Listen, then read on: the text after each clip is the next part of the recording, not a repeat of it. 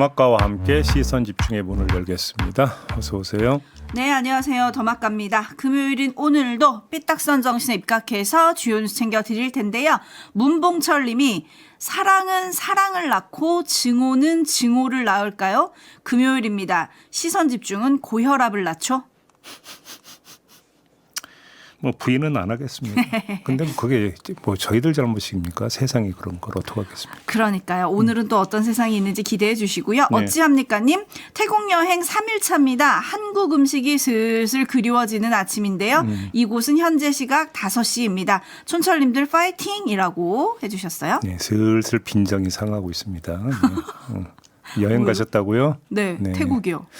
부럽기도 하고 빈정도 좀 상하고 한국 음식이 그립다고요? 그러니까 그동안 다른 이제 그 외국 음식 많이 드셨다 이 얘기잖아요. 그렇죠. 맛있는 거 많이 먹었다 이런 얘기시죠.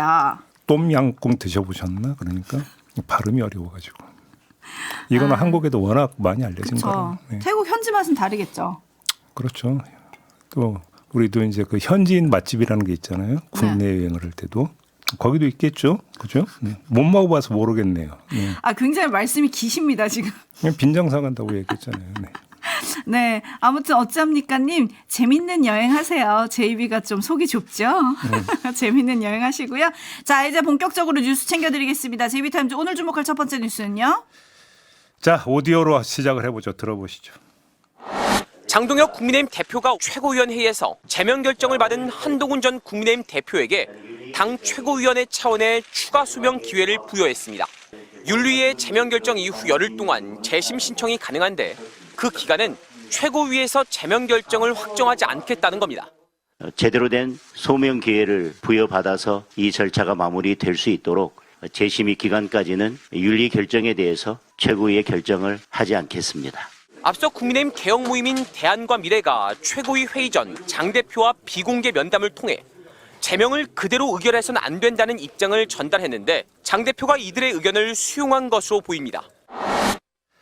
네, 장동혁 대표는 이어서 국회 로텐도홀에서 단식 농성에 들어갔습니다. 통일교 공천원금 특검 도입을 촉구하기 위한 단식이다 이렇게 밝혔습니다. 네, 분석을 하면 어떨까요? 일단 형식적 절차의 측면을 먼저 간단히 말씀을 드리면 왜 미뤘느냐. 한동훈 전 대표는 재심 신청 안 한다고 했는데 굳이 미룰 이유가 뭐가 있느냐라는 얘기가 성립이 되겠죠. 하지만 말로만 했지 서류로 저 재심 신청 안 합니다라고 제출한 거 아니지 않습니까?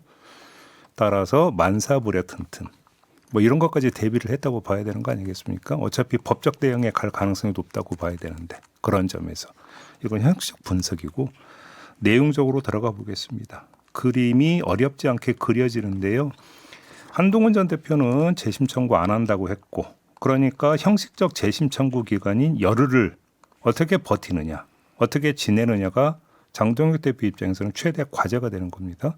근데 장동혁 대표 나름으로는 양수겸정을 쓴 셈이다. 아마 본인은 이렇게 생각할 수가 있을 것 같아요. 양수겸정이 뭐냐? 자, 자신과 척을 지을 수 있는 의원들 중에서 새가 가장 큰 대안과 미래의 요청을 받아들이는 제스처를 취함으로써 이들의 행동을 막았다라는 측면이 일단 있습니다. 그리고 단식 농성으로 다른 도전, 즉 자신을 향한 사퇴 요구를 차단하는 그런 전략도 깔려 있다고 봐야 되겠죠. 옛말에 웃는 얼굴에 침 못 뱉는다는 말이 있습니다. 근데 수척한 얼굴이면 더 못 뱉을 거 아닙니까? 이렇게 이해를 하면 될 것 같고요. 근데 이것만이 아닌 것 같습니다. 다른 부수 효과도 누릴 수 있다는 점도 함께 봐야 될 것 같은데요. 부수 효과요? 자, 앞으로 2주 동안에 굵직한 3개의 선고가 예정돼 있습니다. 당장 오늘 윤석열 전 대통령 체포방해 사건 선고가 있고요. 21일엔 한덕수 전 총리 선고가 기다리고 있고 또 일주일 뒤인 28일엔 김건희 씨 선고가 이어집니다. 이 세 사건의 선고가 나오면 기자들이 때를 지어서 장동혁 대표에게 입장이 뭡니까? 라고 마이크 들이댈 가능성은 99.999%라고 봐야 되는 거 아니겠습니까? 입장 밝히기가 좀 거시기하지 않겠습니까? 근데 아까 제가 말씀드렸잖아요. 수척한 얼굴에 뭐 한다고. 그러면 기자들이 달려들어서 입장 좀 밝히시죠 하기도 쉽지 않을 것이다. 그 차단 효과도 있을 것이다. 이게 부수 효과일 거다. 이 말씀을 드리는 겁니다. 네, 경호날다님 제발 좀 이의 신청하라는 것 아닐까요? 라고 올려주셨고 글쎄요. 네. CK정님은 통일교 특검을 위한 단식이라고요? 신천지 특검 반대 아닙니까? 라고 물어주셨어요. 그리고 내일이도 빚갚으려님은 단식은 시작보다 끝이 중요한데 장동혁 대표는 단식의 출구 전략 있는 걸까요? 자신을 위한 국민의힘 내부 문제를 숨기기 위한 단식 아닙니까? 라고 물어주셨네요. 출구는 항상 그거잖아요. 병원. 아, 단식의 끝이요? 항상 그거 아닌가요? 네. 네, 김도영님, 장동혁이나 한동훈이나 정치 경험이 없어서 그런가 요란하기만 합니다. 라고 보내주셨는데, 글쎄요, 열흘의 시간을 벌었다. 앞으로 또 어떤 일이 벌어질지, 요건 또 잠시 후 인터뷰에서 한번 짚어보도록 하겠습니다. JB타임즈 다음 주목할 뉴스는요? 강선우 의원 1억 수수 의혹 사건에 대한 경찰 수사가 본격화되고 있습니다. 관련 소식 전해드리겠는데요. 김경 서울시 의원 경찰에 이렇게 진술을 했다고 합니다. 강선우 의원 보좌관인 남모 전 사무국장이 먼저 공천 헌금을 제안해서 강선우 의원에게 돈을 전달했다. 이렇게 경찰에 진술을 했다고 합니다. 그럼 남모 전 사무국장은 뭐라고 진술을 했을까? 이렇게 진술을 했다고 합니다. 카페에서 만났다는 소식은 제가 전해드렸잖아요. 이 자리에 강선우 의원도 있었다라는 소식 전해드렸는데 바로 그 얘기인데요. 강선우, 김경 두 의원을 두고 잠시 자리를 비웠고 그 뒤에 강선우 의원이 차에 물건을 실어라 이렇게 지시를 했다라고 진술을 했다고 합니다. 이 물건이 뭐겠습니까? 1억 돈다발. 이 이야기가 되는 거고요. 그다음에 김경시 의원이 또 진술한 게 하나 더 있습니다. 2022년 강선우 의원에게 1억을 줬고 그해 4월 공천이 확정이 되고 그로부터 수개월 뒤에 돈을 돌려받았다라고 진술을 했다고 합니다. 이것도 상당히 지금 주목해서 봐야 되는 건데요. 자, 이러면 이거는 지금 얘기가 완전히 달라지는 겁니다. 어떤 점에서 달라지는 거냐? 강선우 의원과 김병기 의원 간의 대화 녹취록 공개가 되지 않았습니까? 그 녹취록의 다른 맥락은 거세하고 그냥 표면적으로 나왔던 대화 내용을 그대로 기준 삼으면 강선우 의원은 심지어 김병기 의원에게도 거짓말했다. 라는 얘기가 일단 첫째 도출이 되는 거고요. 두 번째, 김경시 의원 주장대로 몇 달 뒤에 돈을 돌려받았다면 도대체 강선우 의원은 이 돈을 왜 받았고 어디에 썼고 그다음에 수개월 뒤에 그러면 돌려준 돈 1억은 또 어떻게 마련을 했는가가 지금 밝혀져야 된다는 겁니다. 정치적 목적으로 돈을 받았느냐? 2022년 일이잖아요. 그럼 그때 강선우 의원 입장에서 선거 있는 애가 아니었어요. 그러면 무슨 용도로 뭐가 급해가지고 어떤 일이 있어서 돈을 받았느냐? 그래서 몇 달씩이나 쓰고 몇 달 뒤에 돌려줬느냐? 그럼 개인적인 사유냐? 이것도 밝혀져야 된다는 겁니다. 이게 앞으로 수사의 포인트가 될 거다. 이렇게 봐야 될 것 같습니다. 네, 관련해서 지금 경찰이 20일에 강선우 의원을 불러서 조사를 하지 않습니까? 여기에서 김경시 의원 그리고 강선우 의원 그리고 남모 보좌관 이 세 사람의 3자 대질 조사도 할 계획이다. 이런 보도도 있었거든요. 일단 엇갈리는 진술은 여기서 좀 확인을 할 수 있을까요? 엇갈리는 진술이 근데 지금까지 보면 별로 나온 게 없어요. 오히려 일치되는 측면이 더 많은 거지. 그렇지 않습니까? 아니 지금 보세요. 그래서 카페에서 만났다라고 했는데 카페에서 만난 거 남모 전 사무국장도 지금 인정을 했고 그렇지 않습니까? 오히려 강선우 의원을 빼고 남모 전 사무국장과 김경시 의원의 진술을 보면은 오히려 배치되는 측면보다는 일치되는 측면이 더 많다. 오히려 이렇게 정리하는 게 더 맞는 거죠. 네, 나라사랑님이 차용증 나올까요? 빌린 거라고 말을 바꿀 수 있을까요? 라고 물어주셨는데 이런 것도 경찰 수사에서 어떤 진술이 나오는지 한번 시선 집중하겠습니다. JB타임즈 다음 주목할 뉴스는 어떤 걸까요? 다음 주 월요일에 이해운 장관 후보자 인사청문회가 예정이 돼 있는데요. 자, 이런 상황에서 국회 재경위 소속 국민의힘 의원들이 기자회견을 가졌습니다. 그 목소리 잠깐 들어보시죠. 이해운 기획예산처 장관 후보자가 부실투성이 빈 껍데기 자료로 대한민국 국민과 국회를 기만하고 있습니다. 후보자뿐 아니라 배우자와 세 아들이 각종 의혹의 한가운데 있지만 개인 정보 제공 미동의를 이유로 핵심 자료에 대한 제출은 모두 거부하고 있기 때문입니다.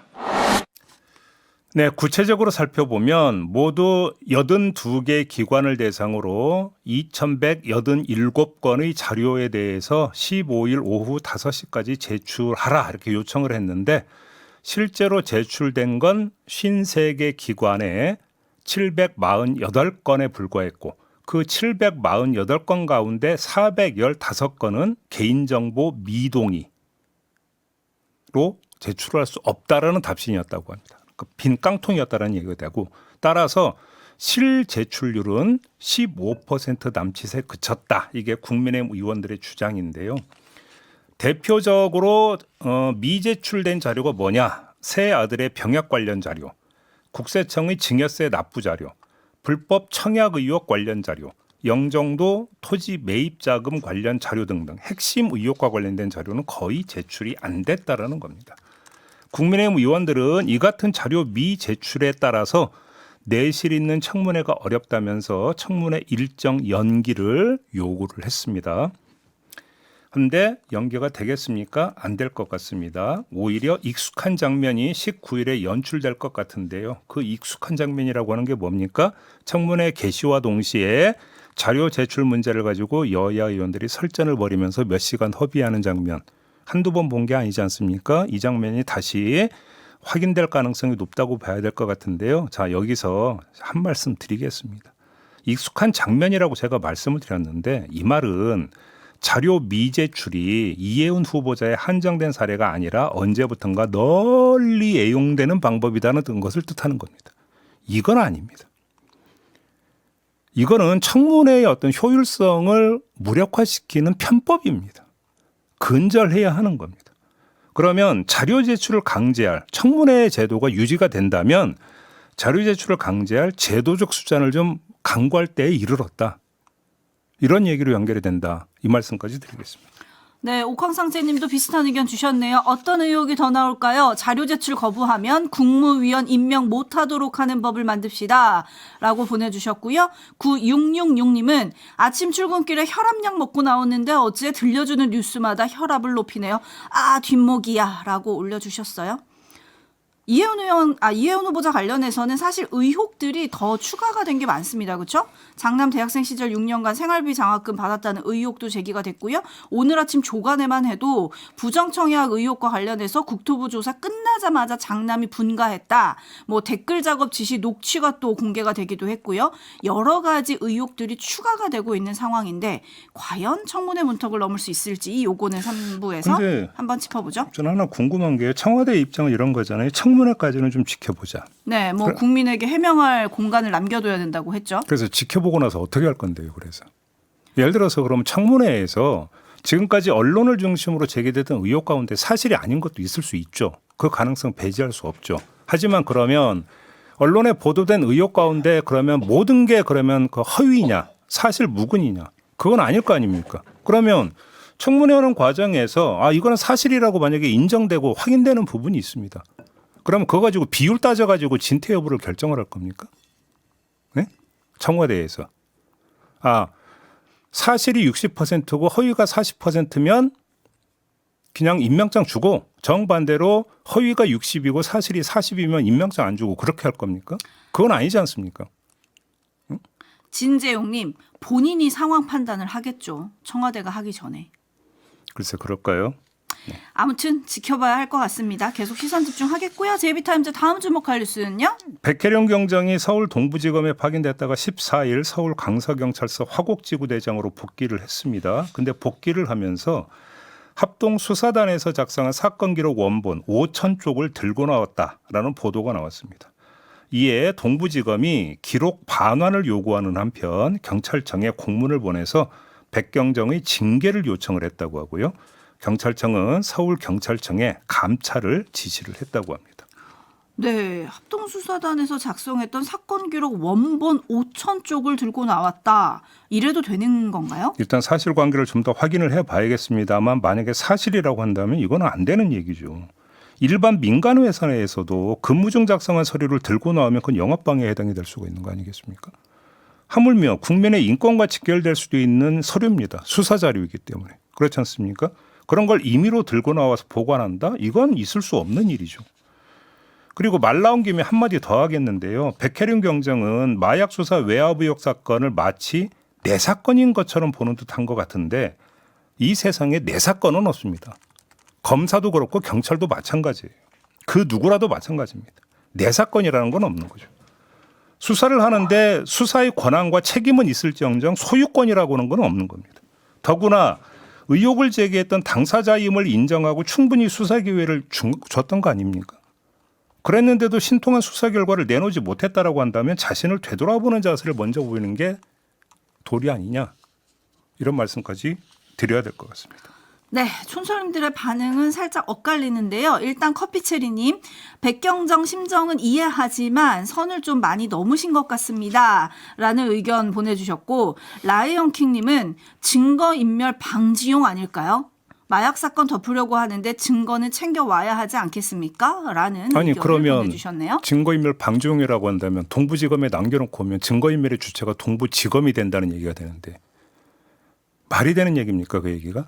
그러면 국가기관이, 그것도 다른 것도 아니고 수사기관이 증거를 인멸을 한다? 그러면 동부지검이 결국은 마약수사 외압의 배후와 연관되어 있다라고 하는 또 추정으로 연결이 되잖아요. 그 얘기가 어떻게 성립이 되는 겁니까? 그리고 그것을 입증할 수 있는 근거가 뭐가 있는데요, 그런 점에서. 네, 어쨌든 감찰을 지시했다고 하니까요. 그 결과가 어떻게 나오는지 요것도 시선 집중하겠습니다. 뉴스와 분석이 함께하는 JB타임즈, 다음 주목할 뉴스는 어떤 건가요? 경남 통영시가 2년 가까이 통영시장 집무실 앞에 휴대전화 보관함을 설치를 해놨다고 합니다. 시장실에 들어가는 사람이 휴대전화를 소지하지 못하도록 한 건데요. 통영시는 벨소리 때문에 업무, 면담이 영향받지 않게 하려고 한 조치다라고 해명을 했다고 하는데, 근데 이 논란이 불거지자 휴대전화 보관함을 싹 치워버렸다고 합니다. 그러니까 쉽게 말하면 시장 집무실에 들어오려면 휴대전화를 이 보관함에 놓고 오세요, 이거잖아요. 보관함 위에다가 안내문까지 붙여놨더라고요. 근데 굳이 이렇게까지 하는 이유가 뭘까요? 아니, 그러니까 지금 통영시 해명은 이런 거잖아요. 업무와 면담에 영향받지 않으려고. 벨소리 나오면. 얼마나 일을 열심히 하면 시장님께서 얼마나 일을 열심히 하면 벨소리까지 업무에 지장을 준다고 생각을 해서 이렇게까지 꼼꼼하게 챙겼을까 싶은 생각이 드는데요. 그거라면 제가 차라리 이해를 하겠습니다. 그런데 다른 얘기가 좀 나오고 있습니다. 업무 집중도는 모르겠는데 청렴도는 영 아니었다라고 하는 이 결과가 이미 나왔다고 합니다. 자, 국민권익위원회가 지난해 공공기관 종합청렴도 평가 결과를 내놓았는데요. 종합 4등급을 받았다고 합니다. 경남 18개 시군 가운데 가장 낮은 평가 점수였다고 합니다. 그리고 민원인과 내부 직원이 직접 평가하는 청렴 체감도 항목에서는 최하위인 5등급을 기록을 했다고 합니다. 자, 여기서 밑줄 그어봅시다. 민원인은 말할 것도 없고 내부 직원까지 그러니까 평가에 참여하는 거에서 꼴찌를 기록을 했다는 겁니다. 최하 등급 청렴도. 자, 청렴도가 이 모양이었으니까 청렴하지 못한 게 새어나가는 것을 꺼려했는 것 아니냐. 이라는 추정은 얼마든지 나올 수 있는 거 아니겠습니까? 그렇죠? 근데 이렇게 지금 가정을 하면 2차 추정이 성립이 되는데요. 뭐냐면 청렴하지 못한 언행이 다른 곳도 아니고 시장실에서 이루어질 수 있다라고 하는 것들을 전제하는 겁니다. 왜? 시장실 들어갈 때 휴대전화 여기다 보관함에 넣고 들어오라고 했으니까. 그런 거 아니겠습니까? 그러면 청렴하지 못한 걸 시장실에서 할 수 있을 가능성까지도 염두에 뒀다는 얘기가 되면 이거는 좀 얘기가 심각하다. 이렇게 볼 수 있는 것이죠. 네, 촌철님들의 댓글 되게 많이 올라오고 있는데요. 황소뭉치님, 녹음을 못하게 하는 꼼수겠죠.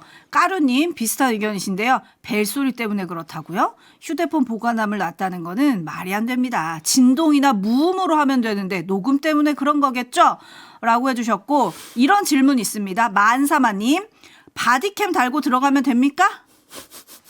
그리고 임금님교의 캔디님, 청도 군수처럼 털릴까봐 그러는 거 아니겠어요? 라고 해주셨는데, 청도 군수의 욕설 지금 뉴스데스크가 계속해서 보도하고 있지 않습니까?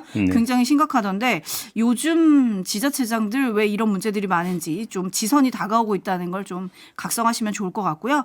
김기령님 이렇게 보내주셨어요. 직원을 믿지 못하는 시장, 시장을 믿을 수 없는 시민. 서로 좀 믿고 일해 봅시다. 안 봐도 비디오인데요. 왜 그럼 설치했느냐는 더 분석할 게 뭐가 있습니까? 그러면 그게 다 막아진다고 생각을 하는 것도 제가 볼 때 헛된 기대일 수 있어요. 어디서 뭐가 어떻게 나올지 어떻게 하는 겁니까? 중요한 건 휴대폰 이런 게 아니라 자신의 입이다. 그 얘기부터 해야 될 것 같습니다. 그렇지 않습니까? 네. 마무리하죠. 더마카 수고하셨습니다. 고맙습니다.